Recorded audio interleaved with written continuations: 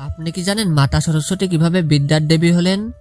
পুরাণ মতে বলা হয়, সৃষ্টিকর্তা ব্রহ্মাদেব যখন এই বিশ্ব ব্রহ্মাণ্ড সৃষ্টি করেন, তখন পৃথিবীতে ছিল না কোনো জ্ঞান, ছিল না সঙ্গীত, ছিল না বিদ্যা ও বুদ্ধির আলো। সৃষ্টি ছিল নীরব ও প্রাণহীন। তখন সে শূন্যতা দূর করার জন্য ব্রহ্মাদেব নিজের তপস্যা ও চেতনা থেকে সৃষ্টি করেন এক দেবী কন্যার। তিনি হলেন মাতা সরস্বতী।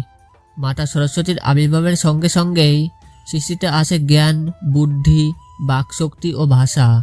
প্রকাশ পায় সঙ্গীত এবং শিল্পকলার। পরবর্তীকালে মাতা সরস্বতী ব্রহ্মাদেবের শক্তি ও সহধর্মিণী হিসেবে প্রতিষ্ঠিত হন।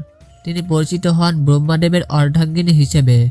যেহেতু ব্রহ্মাদেব হলেন সৃষ্টির দেবতা আর সৃষ্টি করতে হলে প্রয়োজন জ্ঞানের, তাই মাতা সরস্বতী হলেন জ্ঞান, বিদ্যা ও সঙ্গীতের দেবী। যেমন শক্তি ছাড়া শিব অপূর্ণ, ঠিক তেমনই মাতা সরস্বতীর বিদ্যা ছাড়া ব্রহ্মাদেবের সৃষ্টি অসম্পূর্ণ। এই কারণে আমরা জ্ঞান, শিক্ষা, বুদ্ধি ও সঙ্গীতের লাভের আশায় মাতা সরস্বতীর পূজা করে থাকি। যদি ভিডিওটি ভালো লাগে তাহলে অবশ্যই সাবস্ক্রাইব করে পাশে থাকুন। আপনার একটি সাবস্ক্রাইব আমাকে আরও ভালো ভিডিও বানাতে অনুপ্রেরণা দেয়। জয় মা সরস্বতী।